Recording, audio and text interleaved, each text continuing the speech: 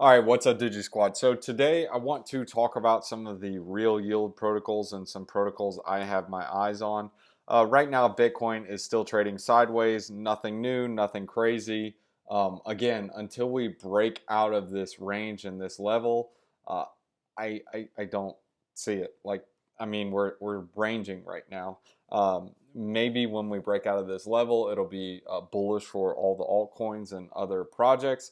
But right now we're literally just trading in this range. I'll go on the 4 hours so you guys can see. So if you zoom out and kind of see where it's ranging, this is like the upper bound of the range, and this is around the lower bound. But we've been in this 30,000, I would call it 31,000, and 25,000. You could literally see all the way back till March. In March, we got around this range, and we've just been trading in this range. And the reason why we're trading around in this bound, which is right here, is because you can see you had resistance here, you had support. This is also, yeah, this is around support for the 31K. That's another support for 31K. This is another point of resistance. There's just a lot of different points on the chart that lines up around these levels. And this is why we're ranging in this area. And until we break out of this, once we do, then obviously the next level to look for is probably going to be around 40K. That's one of those other psychological numbers. But we're going to talk about some protocols today. We're going to talk about like GMX. We're going to talk about Aave. I just want to show you guys a couple of the quote-unquote real yield and legitimate protocols that are actually doing something. As you can see here, dominance is looking strong. It's doing its thing. Maybe we'll get a slight pullback to allow altcoins to run a little bit. But, I mean, next point is probably going to be, no, it's probably going to be around, yeah, 53 will probably be around our first resistance point. If it blows through that, then look for 60 or possibly even 58. Those are the points to look for. But let's go ahead and show you guys a couple of protocols. The first one is CAP. So this is like a quick overview of CAP. Most of you guys already know how it works. It's similar to GMX where the traders are profitable, the people depositing into the pool, the LPs lose, but they are paid a pretty hefty APY, so that's pretty nice. But looking at the stats on CAP V4, I mean, they were great. They were looking strong, but they've been leveling out and steadily going sideways, I guess you can say. And this is, for the most part, all of the perp dexes. If you look at the overview of all the perp dexes, they had explosive growth in the beginning, and now they're really kind of leveling out. Here's a better depiction and a better picture of it.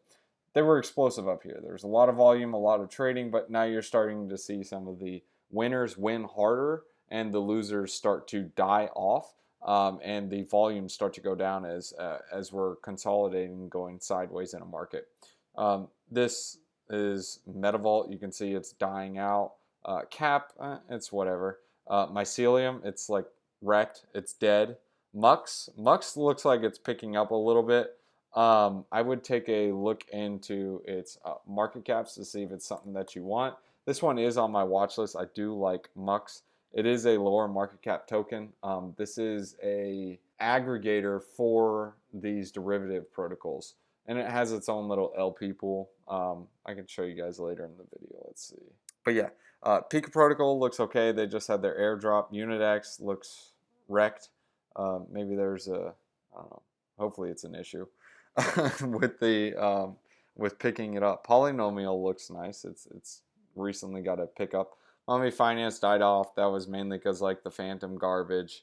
You know how it rolls. People go more into the larger chains. This one is on Level Finance. This one's not picking up Arbitrum, it doesn't seem. But either way, I'll show you the actual Level Finance stats so you guys can see. So here's the stats on Level Finance. Arbitrum and the TVL on BNB are going down, but Arbitrum is going up. Either people are just leaving BNB and going to somewhere else, and there's new people coming to Arbitrum, or it's just the BNB people moving over to Arbitrum. You can see the TVL decrease. It's not big. It's, call it 7 million, and there's about 12 million on Arbitrum. So, I mean, it was a net positive, I guess you can say. tokens on BNB, Arbitrum. But this is the biggest thing to look for. Arbitrum trading volume is doing okay. Would like to see it continue to give some bars. BNB fell off a cliff. As always, time will tell. We'll see what happens. But the staking rewards for level are pretty good, as well as the different tranches. Those are still pretty good. So the stats look good in that avenue. I still like level finance. I'm still bullish on it, especially the type of market cap it has. LVL, it's 25 mil. Mux, it's not really trying to be a competitor. It's actually trying to work with these different protocols, and it can actually pick up some of its own volume, mainly through its own pool. So it has its own pool in addition to the other pools. So technically, Mux is like one of those things that can actually capture value, being that it has its own pool and it's aggregating through the others. So if you guys want to take a look at it and mess around with it, but they have their own Mux LP and they have their own rewards system and their own token that you can. It's literally similar to GMX, but you can see here you get a ETH APR of 25% and Mux APR of 12%. And obviously, the more you have, the boosted yields. It does all that little shebang on here. The main difference between Mux and something like GMX is that it aggregates the trading through GMX and all these other protocols in addition to its own LP. You can see there's currently 55 mil of this LP worth $1, so you can just call it $55 million. And theoretically, they can provide some of the best prices because it's going through all these different perp dexes. So going back to the analytics on all these other protocols, you guys can kind of see, it's whatever. The biggest one I want to show is this yellow chunk. That was all from Vela Exchange. So it'll be interesting to see what happens as this comes back out. Obviously, they were incentivizing a lot of traders, so they're getting that going. But it'll be interesting to see what happens. Cap, we'll see. Quinta, on the other hand, actually looks pretty strong, but I guess that's what happens when you incentivize people to trade and pay people to trade with the OP token. Their open interest is pretty high, so that's cool to see. And I'll show you guys another dashboard so you can see the comparison between these guys. This is actually really interesting to look at, just to put everything into perspective. So here is Pika Protocol, which is just this. You can see it's in the Ks, like thousands of dollars in fees. Let's add level finance. You can see now it goes into the hundreds of Ks. It's actually a little bit lower now. Now it's like 34K. Well, actually 100. So we'll just call it like 75K. We'll add in GMX to put in a big perspective. GMX, I mean, at points in time, it'll get up 3.6 mil. Depends on when the traders get wrecked. But GMX, you can probably call it like, I don't know, 250 mil, 350 mil on average. We'll add in Mux. I just put in a screenshot on Discord, but basically the biggest dexes that are doing pretty well are going to be your GMX, your Gains Network, and your Mux protocol. Those are actually holding pretty strong in these. Yeah, you can see here Mux 39 mil, 45, 25, 150. So market cap wise, it's similar to level, and fee wise, it's also similar to level. So I mean, it's not bad, and it's kind of like DeFi 3.0 or 2.0 or 2.5, whatever you want to call it, because it's an aggregator. Let me add in GNS so we can kind of put this into perspective. And we'll get rid of GMX because it's kind of too massive.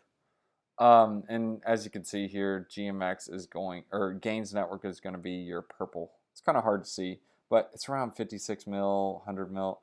On average, I would call it like 75 mil in fees. Let me get rid of all these so you guys can get a better perspective with just Gains and Mux as a comparison. As you can see here, the Mux is increasing, which is now in purple. You can see it's steadily increasing.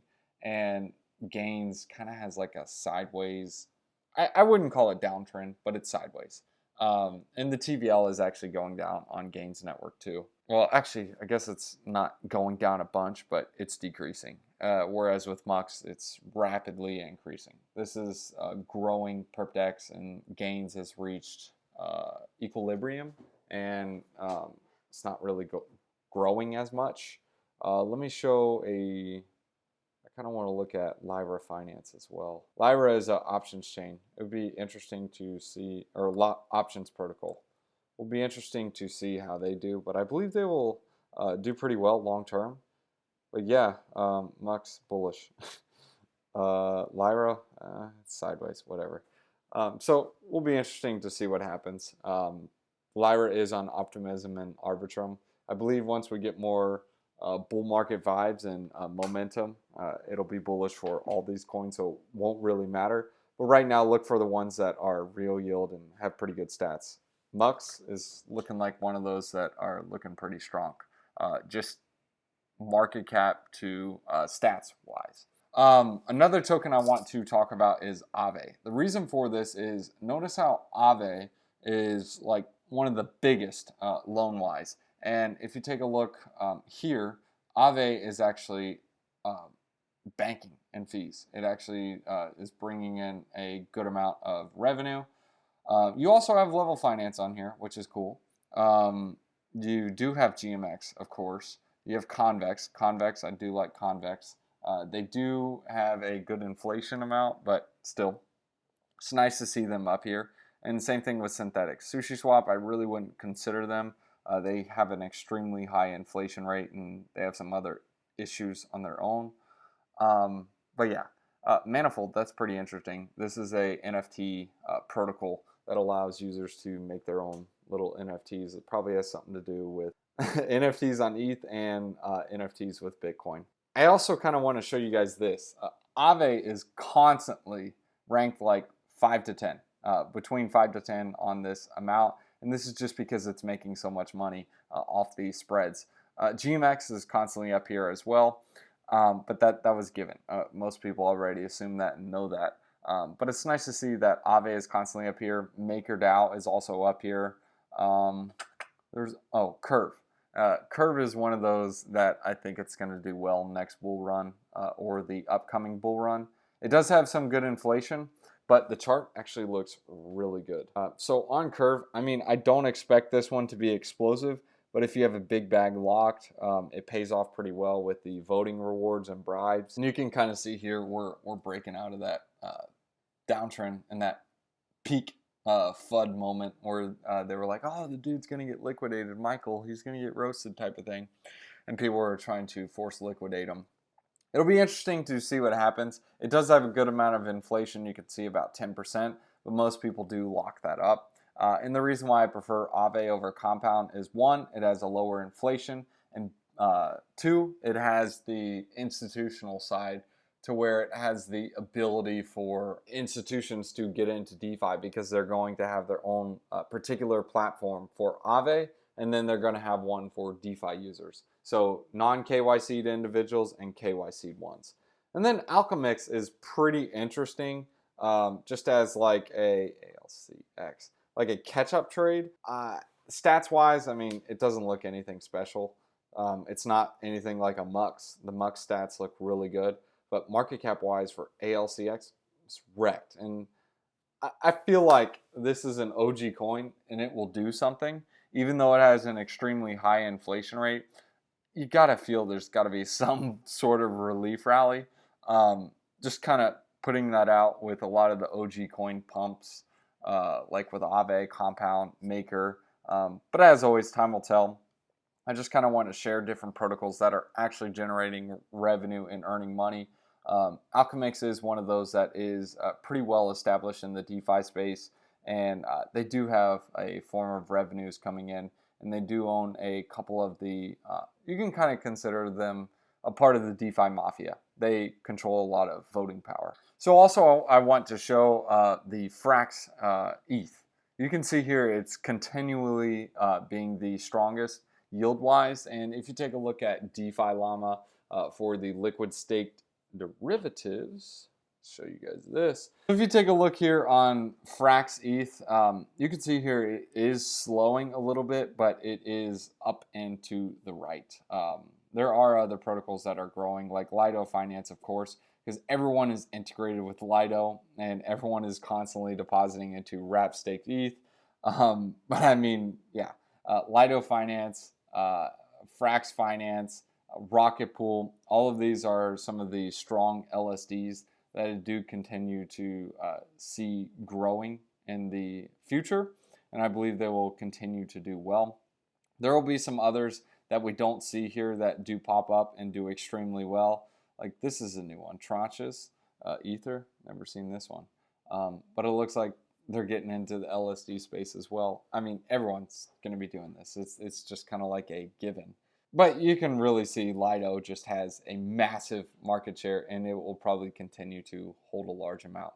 It'll be interesting to see, though, if Frax can keep this up and keep the highest yield and see if it can attract more market share. It will need to integrate with several more chains instead of just being like ETH type of thing. I mean, they are bringing this over multi-chain like Avalanche, Optimism, Arbitrum.